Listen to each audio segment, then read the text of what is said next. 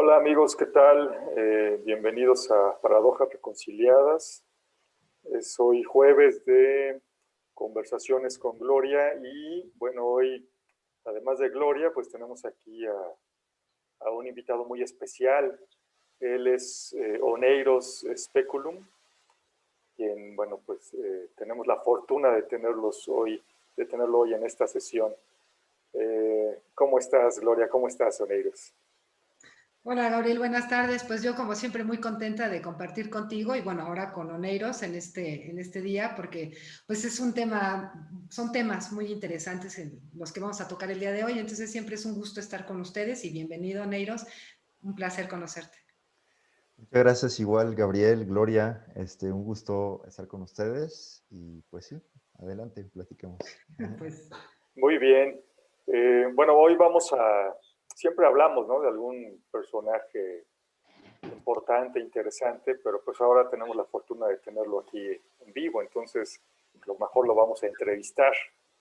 sí. Platícanos, Oneiros, ¿por qué el nombre? ¿Por qué Oneiros Speculum? Claro, mira, en griego, oneiros, significa sueños, más o menos, porque en realidad viene o sea, bueno, en la mitología griega, Nix, la diosa de la noche, que es eterna, tiene una infinidad de hijos. Entre ellos están Hipnos y Tánatos. Hipnos es el dios del dormir, Tánatos es el dios de la muerte, lo cual para los griegos indica mucho que el dormir y morir es un proceso semejante. En ambas experiencias te vas a otro mundo, ¿no? Entonces, Hipnos después se casa con una diosa que se llama Pasitea. Pasitea es la diosa de las plantas sagradas y las alucinaciones y las visiones. Y entre ellos dos tienen un montón de hijos que se conocen como los oniros. Los oniros son muchos, son como unos pájaros que cuando tú duermes, ellos llegan y se llevan tu alma, la agarran y se la llevan de paseo, ¿no? Entonces, los griegos creen que el sueño no es como el mundo moderno, es algo personal, propio, biográfico, sino que, o sea, en vez de que yo tenga un sueño me llevó, ¿no? Y en ese sentido es como un viaje espiritual que te puede llevar al inframundo, a otros planos, a entrar en contacto con divinidades, con ancestros, etcétera, etcétera, ¿no? Entre los oniros más conocidos está Morfeo, que es el que moldea los sueños de los humanos. Tiene otros hermanos, que es Fóbetor, el que moldea los sueños de los animales, y Fántaso, que moldea los sueños de los vegetales y de las quimeras. Entonces, pues hay un vínculo entre la fantasía, el sueño, las visiones, las alucinaciones, el dormir y el morir para los griegos. Entonces, bueno, oneiros. Speculum es la palabra en latín para espejo. De ahí también deriva la especulación, o sea, como la reflexión, o sea, es el arte de espejos, cómo a través de espejos puedes reflejar un aspecto que no lo puedes ver por sí mismo, sino que ves el reflejo. Entonces, pues ese es el nombre compuesto, Neros Speculum, o el espejo onírico, este espejo que nos muestra el misterio del alma sin mostrárnoslo directamente, sino a través de imágenes, metáforas, cuentos, historias, especulaciones. Y pues de ahí mi nombre. Qué interesante. Justo ya me voy a desviar del script un poquito. No, adelante Gabriel. Eh, Hablando de espejos, ¿no? Hay mucha gente que considera que así como los sueños, los espejos también son una puerta, ¿no? Un pasaje a otro mundo. Hay rituales, por ejemplo, bueno, yo alguna vez hice uno y sí es fuerte, ¿no? El hecho, por ejemplo, de que te veas un espejo con la luz apagada y solo con una vela, ¿no? Y entonces estás entrando, estás viendo a tus ojos, que son la ventana del alma, y estás tratando como de verte a ti mismo, como de ver a tu propia alma, ¿no? ¿Tú qué piensas sobre los espejos? Bueno, yo creo que al igual que muchas mancias, todos los reflejos, digámoslo así, semi-oscuros, en sentido en que no logras ver totalmente, o sea, por ejemplo, el fuego también tiene esta cualidad de que es algo como mercurial, algo que cambia, que es como extraño. Jung, por ejemplo, diría que todas estas cosas, el fuego, el agua, los espejos, los sueños, son de alguna manera superficies que permiten que el alma se refleje de alguna manera u otra. O sea, porque no ves la realidad literal, o al menos eso no es lo importante cuando realizas un arte adivinatorio, sino justamente es una plataforma en la cual se pueda proyectar este aspecto misterioso u oculto del alma. Y pues un poco es eso, ¿no? Las superficies que dejan huecos, que dejan abismos por donde se pueda ver el alma, pues sí, son una vía de comunicación con esta región oculta del, de Oye, la mente. Oneiros, y bueno, a ver, un poco preguntando como Gabriel. Entonces, yo había escuchado, por ejemplo, que cuando uno se mira en el espejo en las condiciones que dice Gabriel, en realidad tú podrías tener como una especie de regresión, podrías ver tus vidas pasadas o ver una parte que está muy, muy oculta de tu alma, que bueno, viene en nuestro ADN, pero que aún así podemos nosotros llegar a tener algún tipo de lucidez, ¿no? Porque al final es un estado consciente, pero que te está induciendo a conocer tu inconsciente, por decirlo así. Entonces, ¿tú crees que eso sea posible? Yo creo que, como mencionaba, ¿no? Toda especie, o sea, no solo los espejos, ¿no? Sino, o sea, ver una esfera, ¿no? Una bola de cristal, un reflejo en el agua, una vela, etcétera, etcétera. Todo esto son, de alguna manera, objetos simbólicos. Y como símbolos nos permiten entrar en contacto con una dimensión no literal de la realidad. Es un puente de comunicación con este misterio profundo del alma. Y el misterio profundo del alma es un misterio bastante profundo, bastante Sí. infinito. Entonces hay tantas cosas que explorar por ahí. Entre ellas está el tema de las vidas pasadas, o de otras dimensiones, otras entidades, espíritus, fantasmas, dioses, etcétera, etcétera. Ahora, yo no quisiera literalizar y decir que esto, o sea, en el sentido estricto no es real, o sea, como, digámoslo así, yo no voy a decir si es cierto o no, voy a decir que es un proceso simbólico para contemplar lo que hay en el alma. Si en el alma hay historias acerca de vidas pasadas, pues por supuesto, pueden ser tomadas como algo que nos da sentido, que nos explica cosas del presente, pero yo lo tomaría así, como un símbolo. ¿Y qué es un símbolo? Es algo multidimensional, en el sentido que puede ser entendido de distintas maneras según desde dónde lo estás mirando, según en qué momento de tu vida, etcétera, etcétera, etcétera. Ok, entonces, pero digo, bueno, claro, obviamente como todo en esta vida ocupa práctica, ¿no? No es que yo hoy en la noche me ponga y ya vaya yo a tener, claro, claro. No, bueno, es que me parece que siempre es importante hacer la aclaración de que todos estos temas pues ocupan un poco de práctica, ¿no? No es que de momento, ¿no? Aun cuando, como lo mencionas, como por ejemplo una bola de cristal o estar viendo mi reflejo en el agua, ¿no? O sea, yo tengo entendido, y a ver, tú corrígeme si estoy en un error, que cuando nosotros perdemos como un momento de conciencia, que es cuando miramos nuestro reflejo, por ejemplo, y tenemos como estas imágenes que llegan a nuestra mente de repente, ¿no? Entonces, es como esa conexión que se crea con nuestra alma. Digo, no necesariamente es ponga yo las velas y el espejo y la noche y la luna llena y así, sino que puede llegar a ser, a ocurrir, por ejemplo, si me quedo mirando,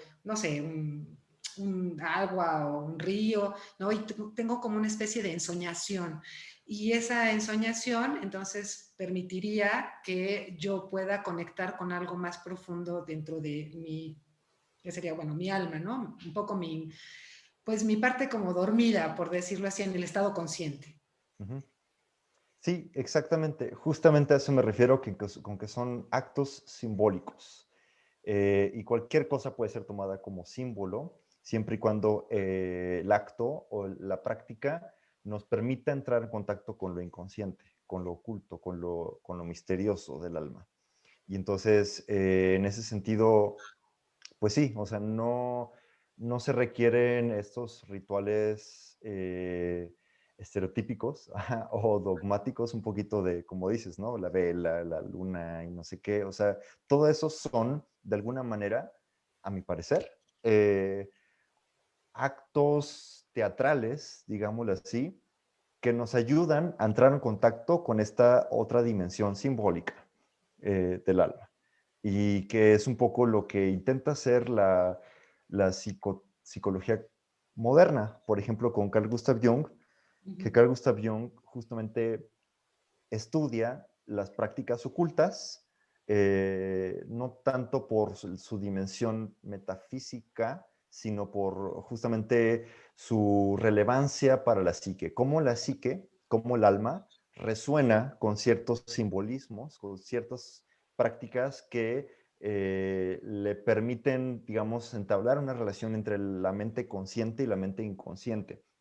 Y cómo la mente inconsciente, esto que las culturas antiguas llamaron el mundo de los espíritus o el plano astral, por ejemplo, de alguna manera no se expresa de la misma manera que la mente consciente, a través de signos, de palabras, de conceptos, de ideas, sino que se expresa a través de imágenes, se expresa a través de formas que pueden aparecer ante nuestra conciencia como entidades, ¿no? Como fantasmas, como divinidades, y que ese es justamente el lenguaje de la fantasía, volviendo un poco al término, a la perspectiva griega, en la cual realmente había una vinculación entre fantasos y Morfeo, y el sueño, y la muerte, y los otros mundos. O sea, fantasos viene también, pues, o sea, en griego la palabra fantasma es justamente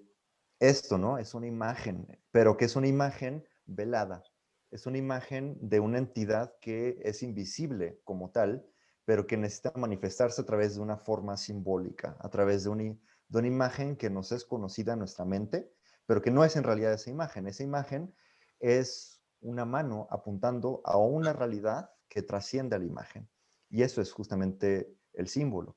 Ese es justamente el lenguaje del arte, de la poesía, de todo aquello que nos permite, a través de imágenes, conectar con una realidad invisible y misteriosa. Ok, qué interesante. Por eso decía, yo recuerdo alguna vez que leía la forma en que se dio esta frase de Sócrates, ¿no? De yo solo sé que no sé nada. Y entonces recuerdo que Sócrates iba descartando a diferentes grupos de personas, ¿no? Y estos pues dicen que saben, pero en realidad no saben, estos son falsos por esto, etcétera, ¿no? Y llega un punto donde habla de los artistas y Uh dice, -huh. bueno, los artistas sí saben, sí tienen una conexión, pero la conexión viene de arriba, o sea, la conexión no es de ellos. Es a lo mejor un poquito lo que hablabas de los hijos de Nix, ¿no? Aquel que todas estas aves, estos sonidos que te toman y te llevan.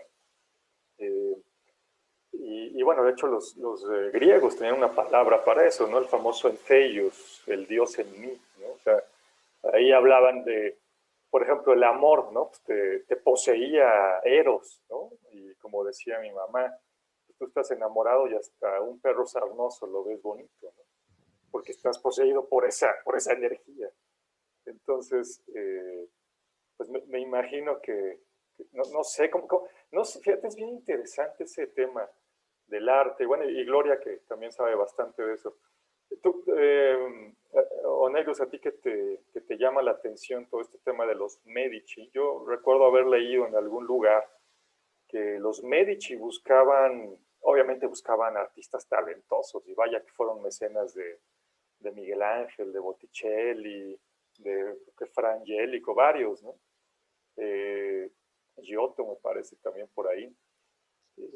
Pero bueno, se hablaba de que ellos buscaban a algunos que les llamaban los angélicos, ¿no? Donde gente que realmente podía aplicar una técnica, creo que le llaman la técnica de infusión, para que tú vieras la pintura y realmente experimentaras la emoción, ¿no?, que el artista quiso poner ahí.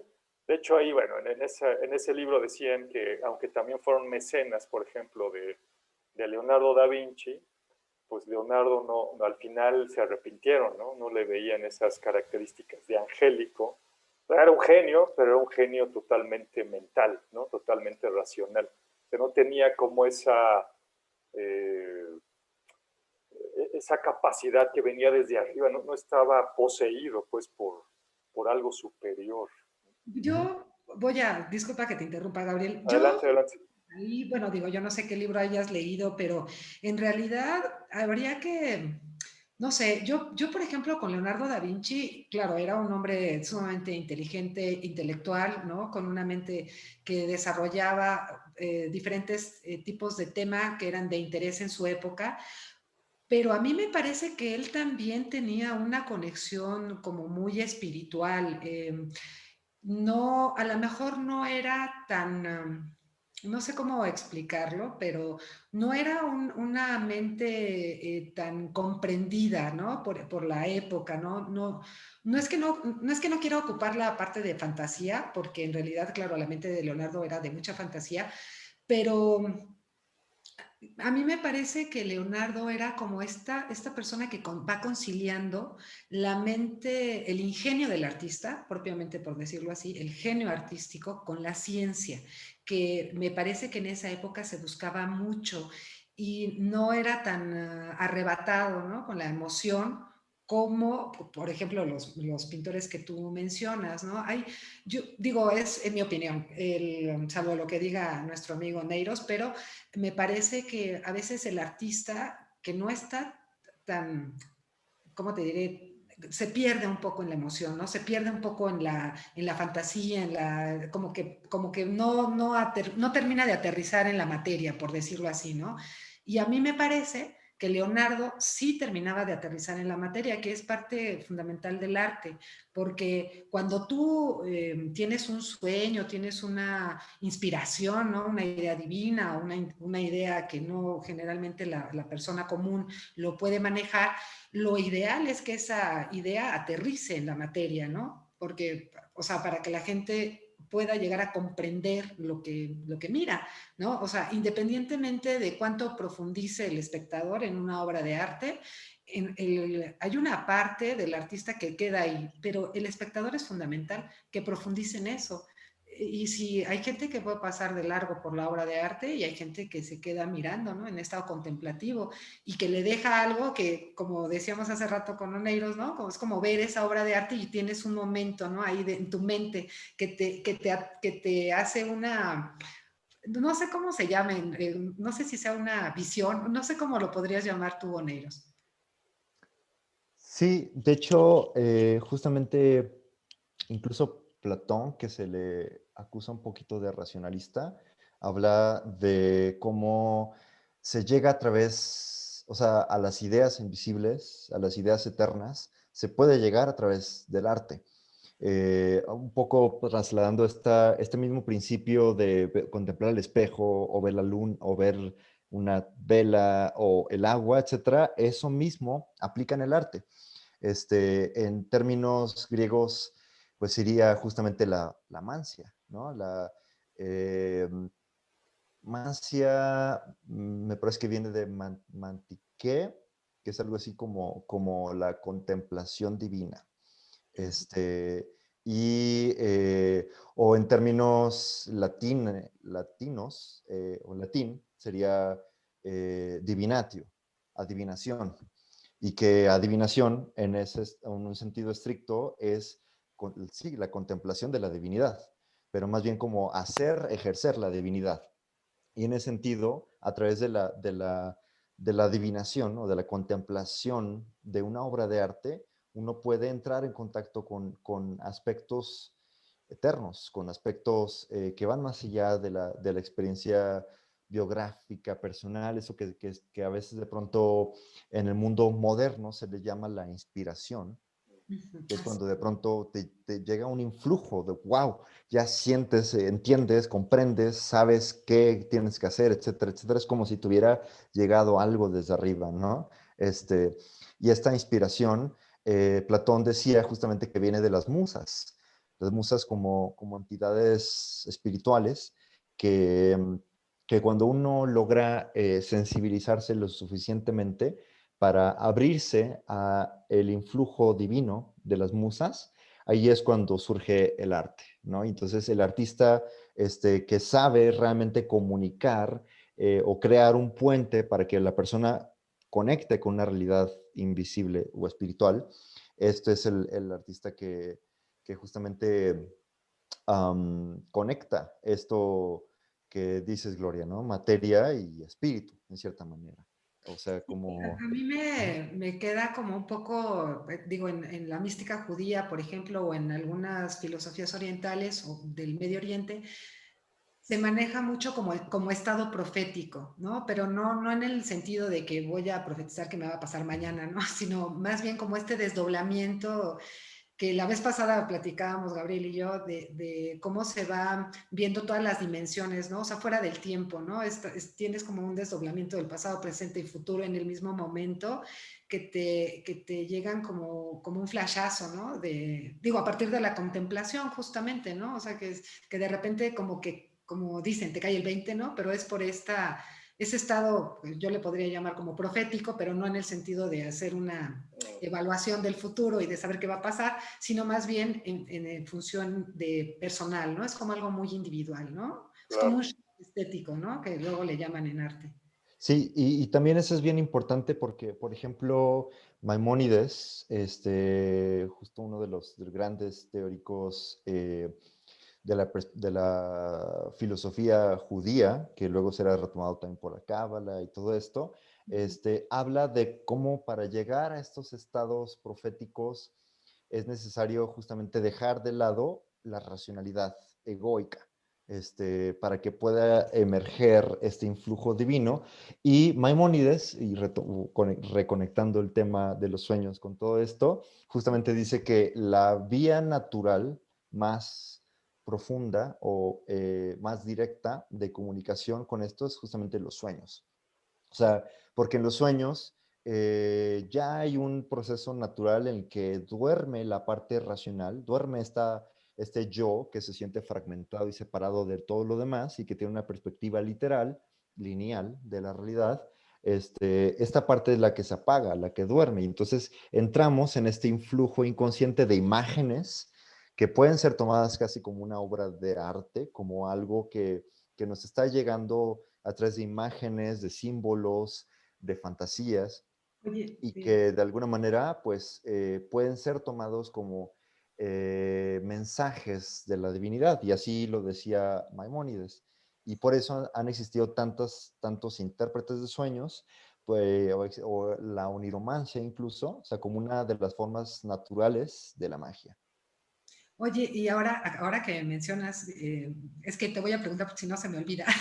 Este, Fíjate, cómo hay gente, ¿no? Por ejemplo, que sueña, pero que ya no solamente se queda en la imagen, sino que tiene la sensación, ¿no? O sea, bueno, yo conozco alguna persona que cuando duerme, ¿no? Por ejemplo, que a veces uno pareciera que tiene un sueño profundo y sin embargo sientes, ¿no? Por ejemplo, que te están dando de comer o que alguien te acaricia, ¿no? O que alguien te está dando una bebida, ¿no? O sea, ¿tú qué opinas de esto? O sea, ¿qué tipo de persona es como para poder llegar a tener todo, digamos que, pues no solamente la inconsciencia avivada, sino también hasta dónde la conciencia y la inconsciencia en el sueño se pueden unir para llegar a tener este tipo de sensaciones? Claro, no. De hecho, en realidad todos tenemos sensaciones también en sueños. O sea, ese es un proceso natural bien estudiado por la neurología. Ujú. De hecho, Alan Hobson, que es el actual, digámoslo así, mayor representante de los estudios neurofisiológicos del sueño, él habla de esta situación en la cual, por ejemplo, cuando estamos despiertos, eh, o sea, estamos recibiendo estímulos del mundo externo y esos estímulos detonan procesos fisiológicos. Por ejemplo, si viene un tren, yo lo veo y siento el aire y veo la imagen y todo esto, o sea, me va a indicar de que quítate porque te va a aplastar, ¿no? Entonces yo salto y me muevo, ¿no? Ujú. Ahora bien, dice, eso mismo ocurre en el sueño. En realidad, estamos recibiendo estímulos como si fuera real. En realidad, o sea, estamos entrando en contacto con una realidad, al menos el cerebro así lo interpreta, pero hay unas neuronas bueno, digamos, cuando estamos despiertos están activas las neuronas aminérgicas, que son las que reciben estímulos externos y reprimen los estímulos internos.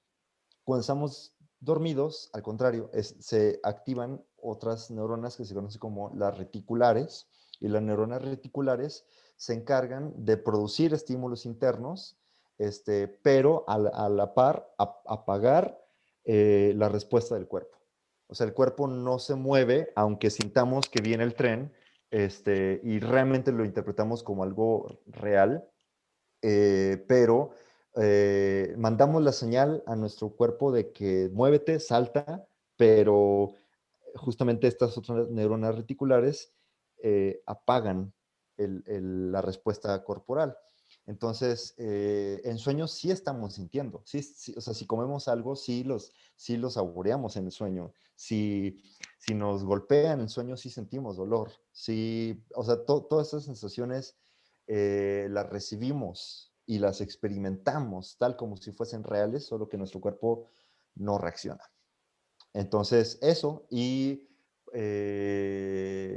pues sí, eso es algo natural, todos lo sentimos, solo que rara vez tenemos conciencia de ello.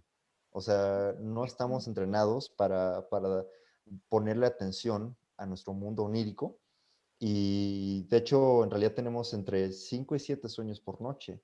Y generalmente nos acordamos a lo mejor de un pedacito del último, pero bueno, Pero, esto. no, por ejemplo, bueno, o sea, sí, entonces podría, por decirlo, ¿no? Un poco más profundo, que una persona que llega a experimentar este tipo de situaciones es porque probablemente entraría en otra dimensión y en esa otra dimensión, por ejemplo, pues digo, porque yo no sé, tú eres el experto, en esa otra dimensión esta persona está experimentando que no sé, que le están dando de comer a tal grado que lo disfruta, ¿no? Porque evidentemente eso causa un placer o simplemente es como una reacción del cuerpo.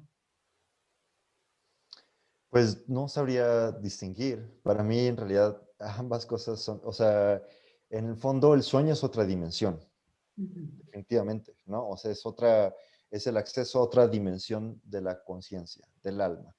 El que seamos inconscientes es otra dimensión, es otro asunto, pero todo el tiempo, o sea, vamos allá y experimentamos y sentimos, etcétera, etcétera. El problema es que cuando regresamos a esta dimensión o a la atención consciente de esta dimensión despierta, pues generalmente olvidamos lo que sentimos allá.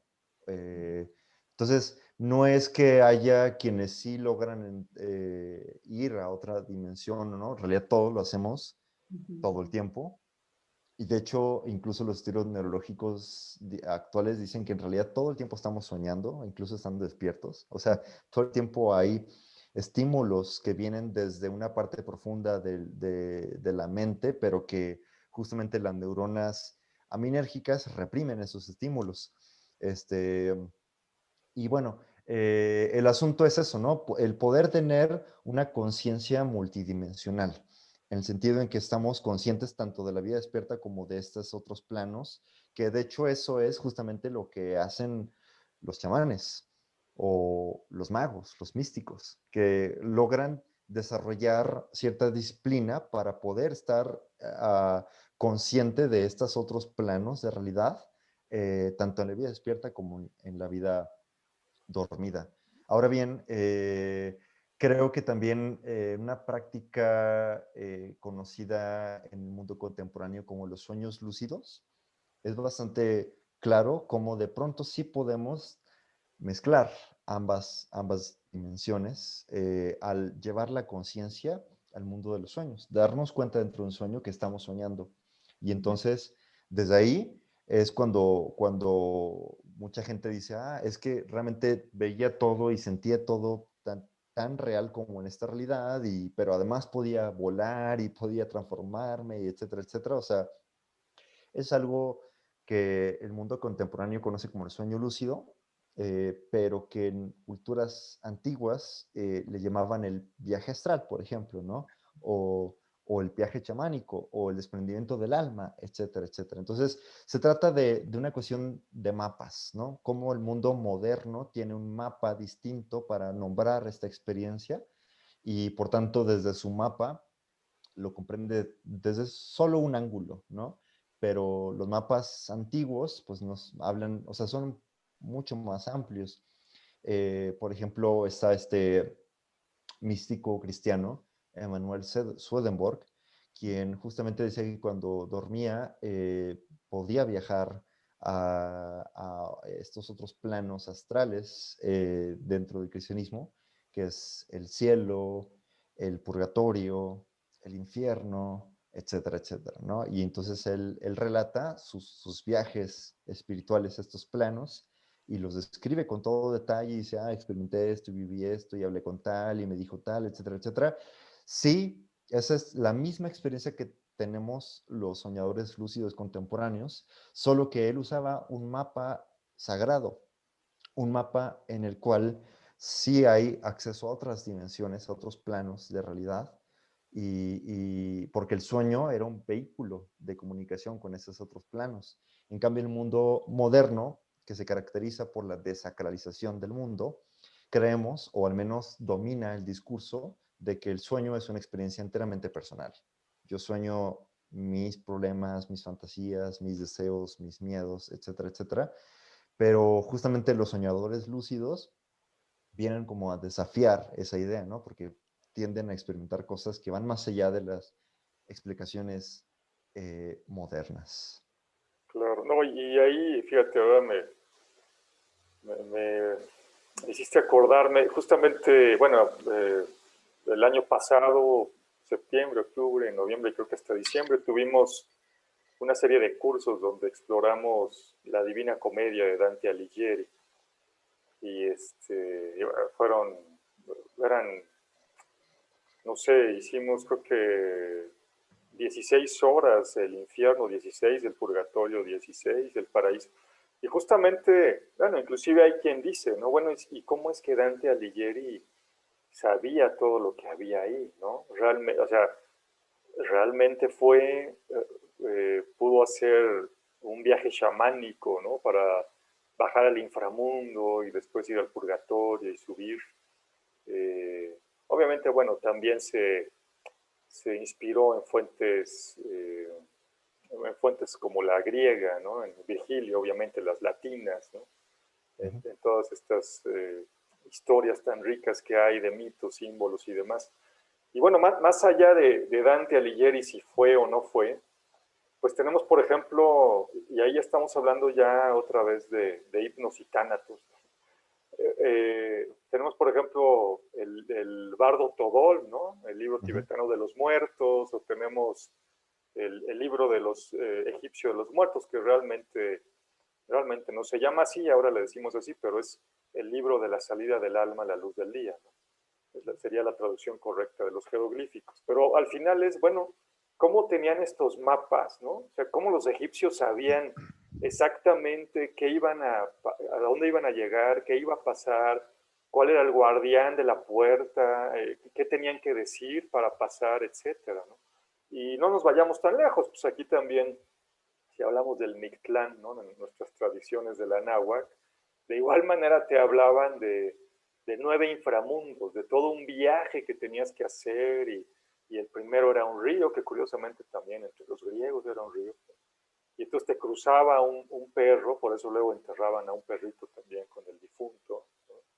Eh, y bueno, pues es donde dice uno, pues cómo le hacían, ¿no? Y aparte culturas que estaban tan desconectadas, a lo mejor en tiempo y de manera geográfica, llegaban a lo mismo, ¿no?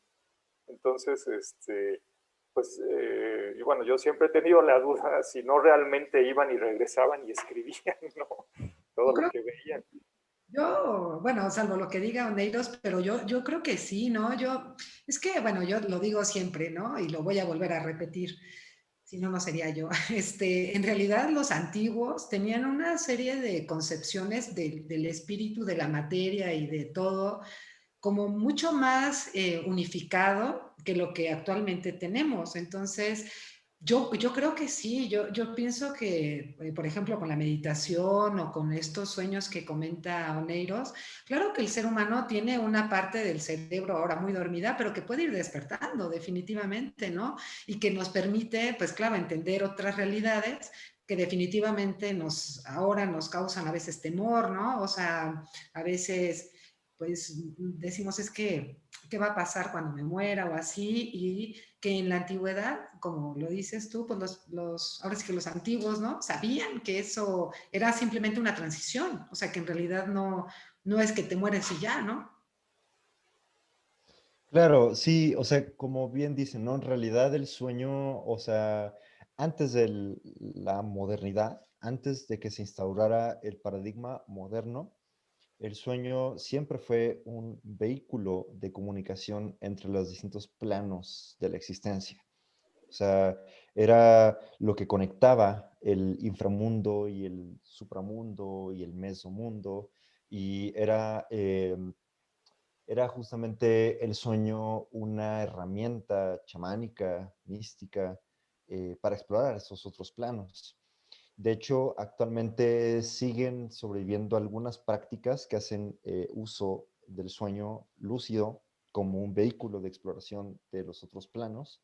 Por ejemplo, el yoga nidra es un yoga de los sueños que surge, de hecho, bueno, en la región del Tíbet, Malasia,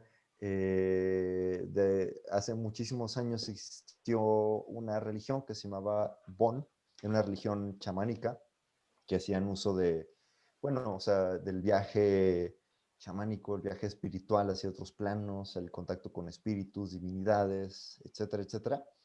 Pero cuando llega el budismo a Tíbet, entra en contacto con esta religión antigua, se sincretizan, surge el budismo Bon, es una de las tres corrientes principales del budismo tibetano, y ellos desarrollan esta práctica que se llama el yoga nidra, que básicamente hace uso de los sueños lúcidos para que dentro del sueño tú realices ciertas prácticas, ciertos ejercicios que te permitan ir desbloqueando aquello que hace que permanezcas, digámoslo así, dormido en el sueño de la vida. Y es una práctica espiritual que utiliza los sueños como modo de expansión de la conciencia y como vía de iluminación. O sea, un poco como mapear, como explorar estas regiones ocultas a la conciencia.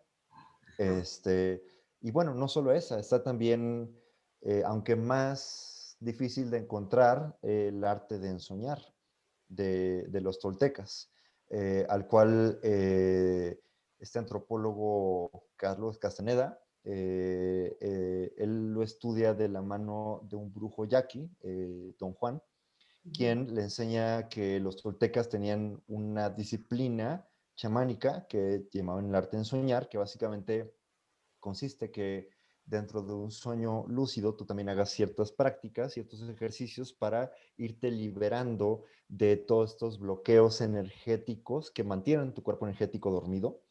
Y cuando logras tener cierta práctica, cierta fluidez, tu cuerpo energético ya puede realizar cosas como, pues, sí, viajar a otros mundos, incluso entrar a sueños de otras personas, entre otras cosas. Algo que también me contaron hace poquito unos compañeros rusos, algo súper interesante, es que, bueno, cuando estuvo la Unión Soviética, que se prohibieron una serie de libros, entre esos libros prohibidos estaba el libro del arte en soñar, de Carlos Castaneda.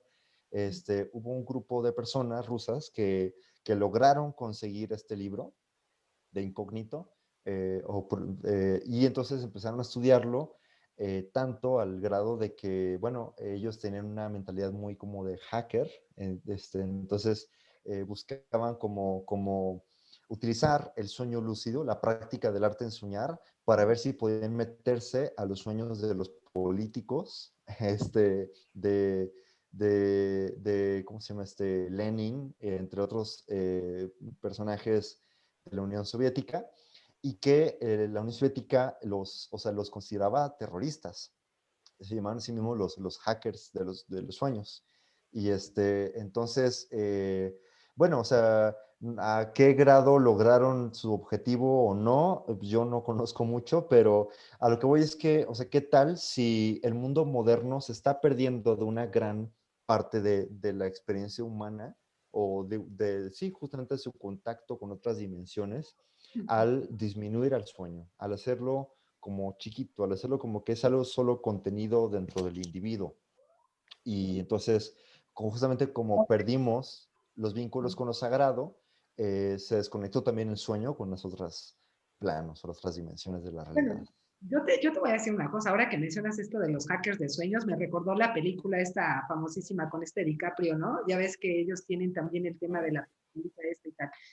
Y bueno, desde mi punto de vista, cuando una película tiene eso, o sea, vamos, todo lo que pueda haber en cine, radio, televisión, prensa y todo lo demás, siempre tiene un poco de verdad o mucho de verdad, ¿no?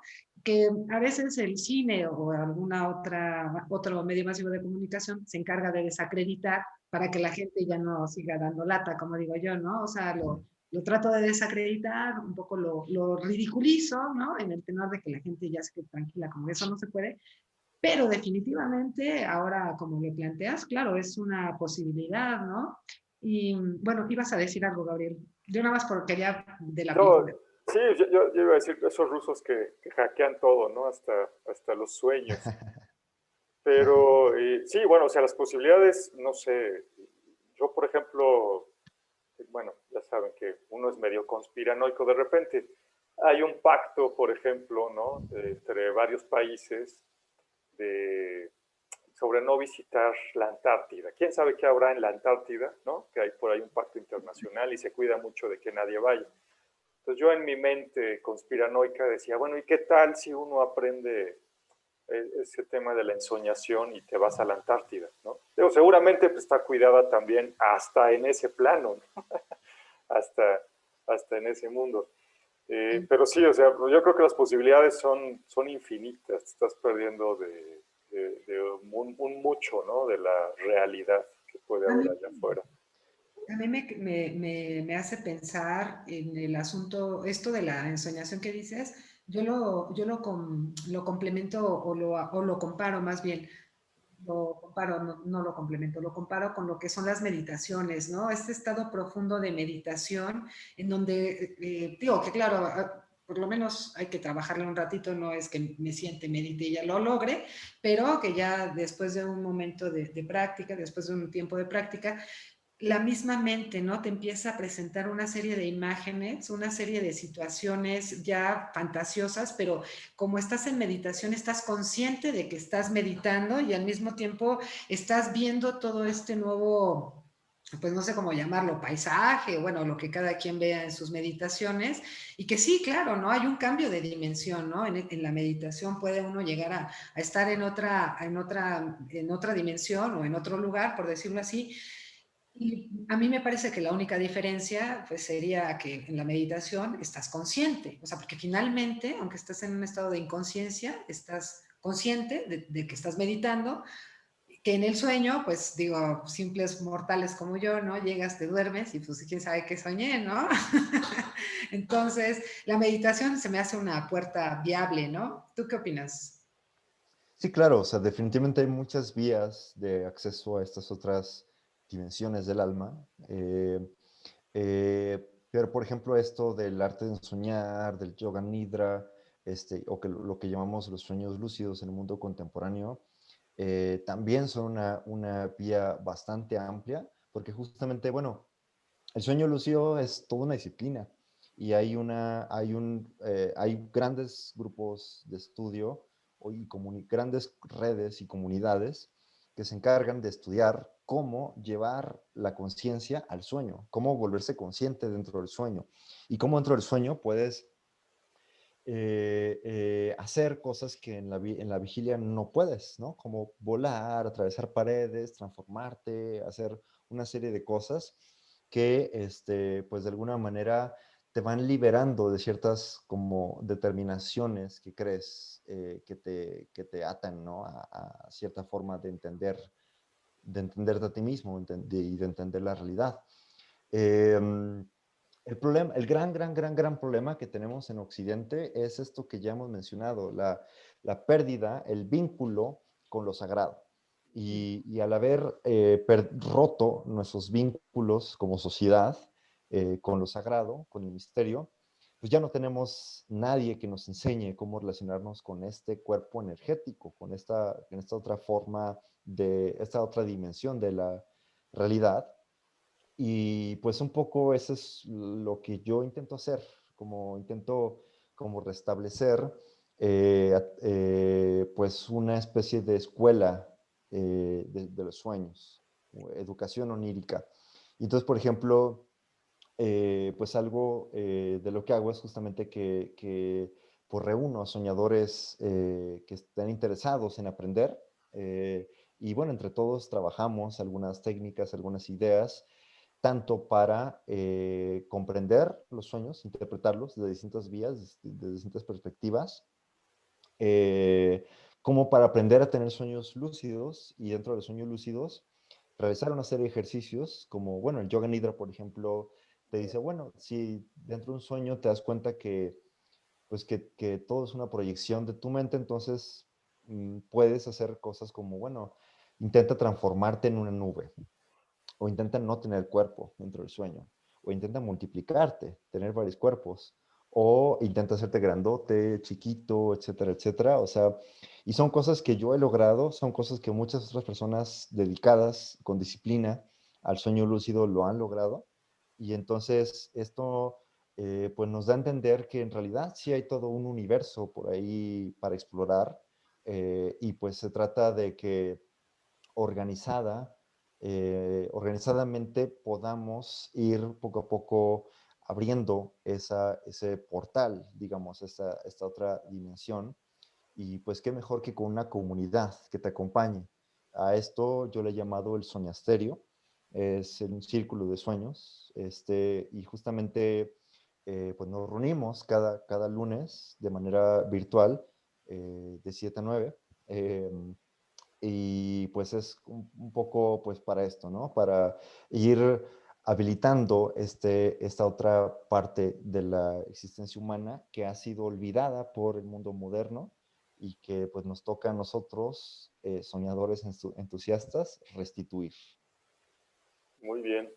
¿Por qué consideras que se perdió, o en qué momento se perdió esa conexión con lo sagrado que teníamos? Bueno, ha sido un proceso largo. O sea, digamos que desde la época clásica, o sea, básicamente el mundo occidental es un mundo griego-romano. O sea, se gestó culturalmente en Grecia y en Roma. En Grecia, con los pensadores, con los filósofos que empezaron a racionalizar, eh, digamos, la realidad. Si anteriormente todo era explicado a través de los dioses y todo esto, el mundo griego, o sea, la época clásica de los griegos se caracteriza por querer trasladar el misterio a una explicación clara y concisa, ¿no? A la racionalidad. Claro que ellos todavía se permitían el acceso a lo sagrado, pero era con otros términos. Luego llegó Roma, ¿no? La Roma cristiana, sobre todo, cuando el emperador Constantino, de hecho, muy curiosamente, el emperador Constantino tiene un sueño en el que ve, bueno, en ese momento el Imperio Romano pues estaba, era pues casi toda Europa, ¿no? O sea, ya había invadido y asimilado un montón de ciudades y pueblos, pero eso dificultaba la relación interna entre el Imperio Romano porque había muchísimas religiones. Entonces había lucha entre ellas. Constantino tiene un sueño en el que ve, bueno, antes de, o sea, una noche anterior él estaba preparándose porque al día siguiente iba a tener como un choque, una guerra civil entre varias de estas religiones, varios de estos pueblos debido a sus religiones. Entonces él tiene un sueño en el que aparece en el cielo una frase que dice in hoc signo vinces, que significa con este sueño, perdón, con este signo vencerás. Y aparecía una cruz, ¿no? Entonces él le pidió a todos sus soldados que pintaran la cruz en sus escudos. Total, ellos ganaron la guerra y entonces Constantino decidió hacer de la religión cristiana la religión oficial del Imperio Romano, lo cual significó hacer al cristianismo, bueno, el cristianismo católico romano, que es bien diferente al cristianismo originario, lo decidió, o sea, eso fue lo que difundió el pensamiento cristiano en gran parte del mundo, ¿no? El pensamiento cristiano se caracteriza por plantearnos una divinidad que está alejada del mundo, es un Dios trascendente, es un Dios Padre que desde arriba nos observa, pero no está en el mundo como en la visión antigua, en la que la divinidad está dentro de todas las cosas y somos parte de la divinidad, ¿no? Entonces, ya fue un primer grado de separación con lo divino. Posteriormente viene la modernidad, que empieza a separar todavía más al decir que la única vía de acceso a lo real es la racionalidad. Esto lo dice Descartes justamente con su argumento del sueño, que dice, ¿cómo sé que mis sentidos no me engañan y que todo lo que yo veo en el mundo despierto cómo sé que no es un sueño? Entonces, básicamente él dice, o sea, los sueños son irrealidad. Lo único que nos da a entender qué es lo real es la racionalidad. Y como en el sueño no hay racionalidad, todo es una locura, este, entonces los sueños son irreales. Y entonces al racionalizar el mundo, pues poco a poco también se fue diciendo todo lo que no cabe en la mente racional, todo lo que no puede ser explicado de manera clara y concisa, pues es superstición, es falacia. Y ahí van tanto el arte como las religiones, como los sueños y como las mancias, la magia, etcétera, etcétera. Entonces, bueno, luego llega la Revolución Francesa, la Ilustración, que es una hiperracionalización de la cultura, y pues eso eventualmente detona otra serie de procesos como la Revolución Industrial, que ahora se focaliza un poco en los procesos masivos de creación de productos para el beneficio o el consumo del ser humano, particularmente del individuo.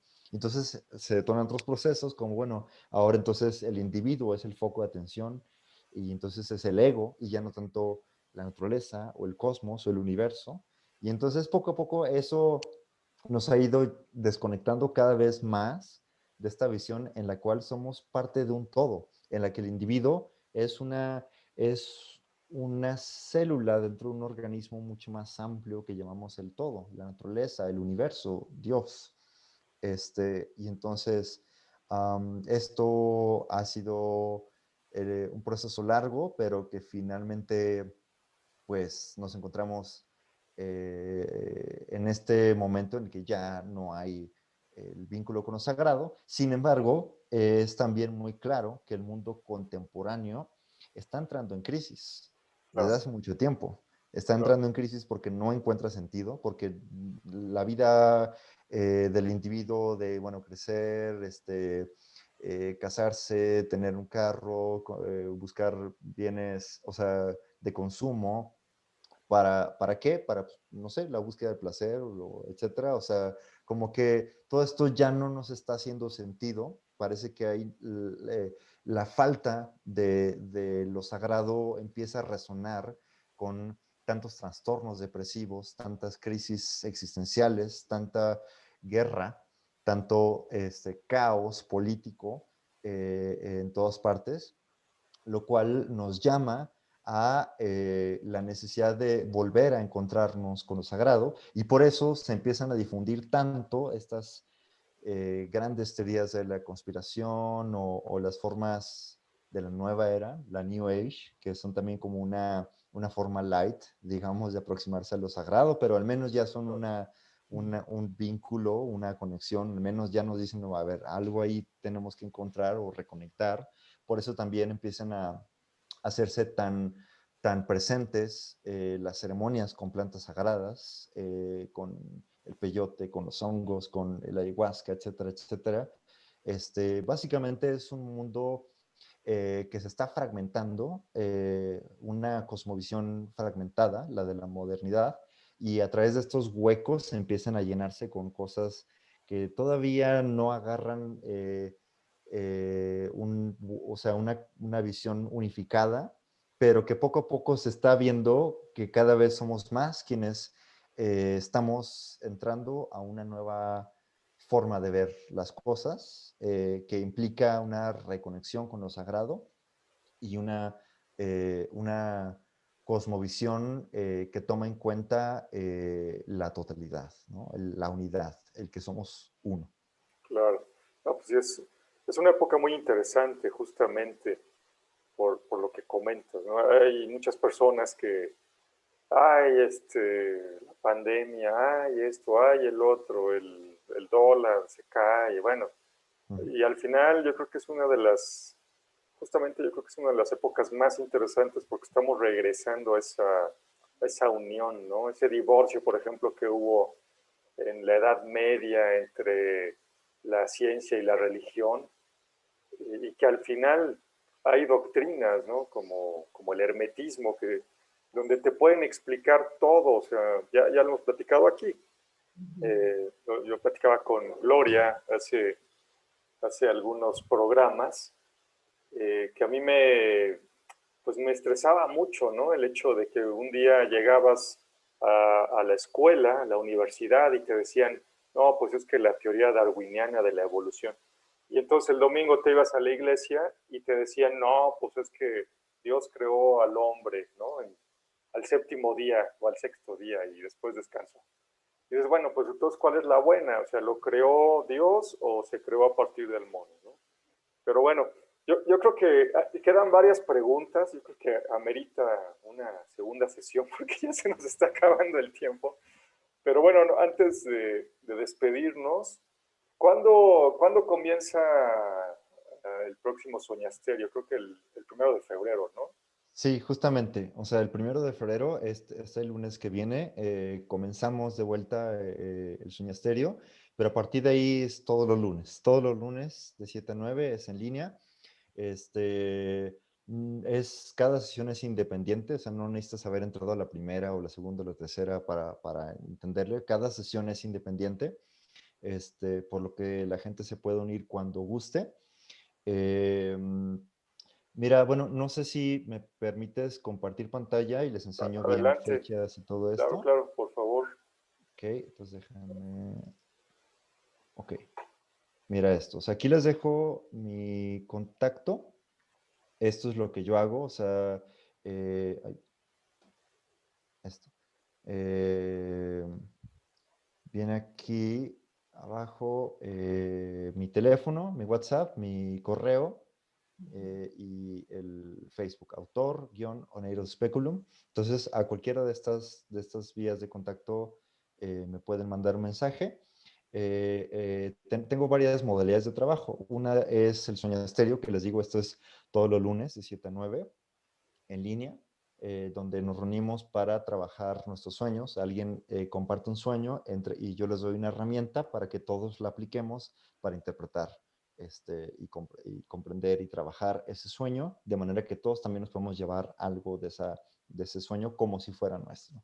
Y también tengo, bueno, esas son las fechas, o sea, el 1 de febrero, 8 de febrero, 15 de febrero, 22 de febrero. Esto, pues, como les digo, son todos los lunes. Y también tengo sesiones individuales. Más bien, si quieres tener como una sesión en cualquier otro día, cualquier otro horario, uno a uno, ya sea para trabajar, interpretar un sueño tuyo, o para la educación onírica, si quieres aprender técnicas para tener sueños lúcidos o para recordar los sueños, o que si quieres conocer un poco la perspectiva chamánica de los sueños, la perspectiva del budismo Bon, etcétera, etcétera, pues esas son las sesiones que se pueden hacer para usar para eso. Y bueno, eso. Y pues no sé si también hablando un poquito de los onirógenos, ¿no? Que son plantas, como la Calacecatechichi, que utilizan los chontales para tener sueños sagrados, donde hacen alguna pregunta y esperan, o sea, toman un té de la calea para en la noche tener un sueño más vívido, más nítido, más prolongado, más profundo, donde se les puedan responder las preguntas. U otras veces también lo utilizan para tener sueños lúcidos, para dentro del sueño viajar y moverse a donde quieran, etcétera, etcétera. Entonces hay la hierba para hacer el té o tinturas. Y bueno, también si les interesa profundizar, pues está mi libro que se llama Onirocosmos, Manual para trabajar y explorar el universo de los sueños. Pues o sea, este libro se puede mandar a cualquier parte bueno, en la Ciudad de México o en cualquier país, perdón, cualquier parte de México, incluso fuera del país, solo, bueno, costos de envío, pero se puede mandar a donde sea. Y pues finalmente, pues no me queda más que agradecerles, Gabriel y Gloria. Ha sido una excelente charla. Y pues sí, con gusto, si gustan en otro momento tener otra charla con algún otro tema o seguir con esto, pues con muchísimo gusto aquí estaremos. Pues muchas gracias a ti, Oneiros. Gloria, no sé si tengas algún comentario final. Claro, claro, gracias, Gabriel. Pues mira, primero felicitarte, Oneiros, porque en realidad es muy interesante el trabajo que estás realizando. Me llama mucho la atención y me da mucho gusto, en verdad, que yo durante muchos años di clases y las últimas generaciones a las que les di clases eran jóvenes más o menos como tú. Yo supongo que ahora, no sé cuántos años tengas, pero más o menos van como tú. Y me da mucho gusto. No, sí, es que sabes qué, me da mucho gusto porque es un nuevo esquema, es un nuevo, no sé, no es esquema, es una nueva forma de ser de los jóvenes que es sumamente importante para el cambio que estamos viviendo, porque si bien es cierto que hubo un parteaguas en la historia donde se divorcia la religión, la ciencia o la filosofía y la ciencia y se empezó a fragmentar, ahora los jóvenes, a diferencia pues de muchas personas de mi edad, están buscando otra vez esa conciliación, ¿no? Esta unión entre lo sagrado, lo divino, lo filosófico, con la parte material de donde vivimos propiamente. Entonces, verdaderamente me da muchísimo gusto. Qué bueno que las generaciones cambian y qué bueno que las generaciones como Oneiros aprenden de los errores de nosotros los adultos, ¿no? Porque la verdad es que eso está muy bien, ¿no? O sea, qué bueno que los jóvenes ahora tienen pues esta herramienta de internet y todas estas redes sociales en donde ellos pueden intercambiar todo lo que ellos sienten, todo lo que ellos piensan, pero además es una guía para ellos y para los que siguen, ¿no? Para esta conciliación con lo sagrado, con lo divino, que en algún momento se perdió. Entonces, realmente a mí me da muchísimo gusto. Qué bueno, te felicito. Ojalá y tu curso y tu libro y todo lo que estás creando, pues sea de mucho éxito. Muchas gracias. Sí, yo coincido plenamente contigo, ¿no? Igual, también no sé cuántos años tenga Oneiros, pero pues entiendo que 33. es muy joven. 33, sí, es muy joven Oneiros. La edad de Cristo, justamente. Pues, no, es que está bien, ¿no? Y sí, o sea, yo creo que hay, pues como todo, ¿no? Hoy hay una parte de los jóvenes que se están dedicando a este tipo de temas. Hay otra parte que sigue, pues, con los videojuegos, las películas, las series, ¿no? En lugar de estudiar un libro, leer o no sé. Pero bueno, qué bueno que haya gente así, Oneiros. Yo también te felicito y te congratulo de que hayas hecho todo este trabajo tan interesante. A propósito, vean por favor la serie Psique y Cosmos, ¿no? Que tiene Oneiros, que comparte ahí con otro joven, más o menos yo creo de tu misma edad, con Gabriel Ibrahim, o Ibra Gabriel, ¿no? Se llama. Este, hablan de estos temas y es increíble, ¿no? La verdad es que como describen la realidad, como describen pues, el tema de los sueños, de las sustancias que se usan y todo esto, que eso lo teníamos que dejar para otra ocasión, pero bueno, hoy está muy satanizado también, ¿no? Todas estas plantas sagradas, bueno, pues obviamente si lo usas como algo simplemente para divertirte, pues sí, o sea, quién sabe qué te vaya a pasar y hasta te vas a quedar por ahí, ¿no? Si lo usas de manera consciente con una cierta preparación, es diferente. Y bueno, al final yo entiendo que ya con un entrenamiento, pues ni siquiera las necesitas, ¿no? No hay ni necesidad. Ya podrías llegar tú a ciertos estados alterados de conciencia por tu propia voluntad, que precisamente es una de las facultades del chamán. Pero bueno, ya lo podríamos platicar en otra ocasión. Pues vean esta serie de videos, Psique y Cosmos, son muy buenas.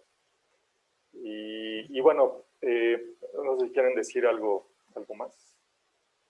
Claro, bueno, sí, gracias también, Gabriel, por esto de Psique Cosmos. Si les interesa ver este programa, síganos pues, bueno, en todas las redes sociales, en Facebook, en Instagram, en YouTube. Estamos como Mindsurf, como surfear la mente, ¿no? Perfecto. Mindsurf. Y ahí es donde subimos estos podcasts de Psique y Cosmos, al igual que anunciamos otro tipo de cursos o como ciclo de estudios psiconáuticos. Tenemos otro podcast llamado Transformaciones de la Conciencia, donde hacemos entrevistas a personajes de investigadores, activistas, artistas, etcétera, que hablan sobre los psicodélicos y sobre los estados expandidos de conciencia. Entonces, pues esto, si les interesa, síganos en las redes, Mindsurf, pues eso. Nuevamente, muchas gracias, Gabriel y Gloria, por abrir este tipo de espacios muy necesarios en la actualidad. No, al contrario, muchísimas gracias, Oneiros. Y pues, Gabriel, yo nada más para agradecerte como siempre que me permitas participar y que pues conocer a gente tan interesante, ¿no? Y que con estos jóvenes que tienen tanto ímpetu y tanta voluntad de ver un mundo mejor. Entonces, pues yo la verdad que me siento muy, muy complacida de este programa. Súper interesante. Muchísimas gracias a los dos. Contrario a los dos. Ya nada más antes de despedirnos, les recuerdo que ya en febrero también tendremos por parte de Paradojas Reconciliadas un curso de cábala básica y estaremos lanzando también ya muy pronto los 12 trabajos de Hércules y su relación con el zodiaco, ¿no? Que es un tema fascinante. Ya está por ahí la sesión introductoria, ¿no? Ahí la pueden buscar en nuestra página de Paradojas Reconciliadas y pronto pues ya lanzaremos formalmente el curso. Y como siempre, pues agradezco a todos nuestros escuchas que hayan estado con nosotros esta semana. Ya estamos, creo que al final no se alcanzó a grabar la semana pasada completo el video, faltó la parte final por unas cuestiones técnicas que tuvimos, pero bueno, ya estamos en YouTube, ya tenemos nuestro canal de YouTube y ya estamos en la plataforma de podcasts iVoox. Búsquenos ahí también como Paradojas Reconciliadas. Yo soy Gabriel Ávila y les agradezco que hayan estado aquí con nosotros. Muchas gracias. Gracias, Gloria. Gracias, Oneiros. Gracias.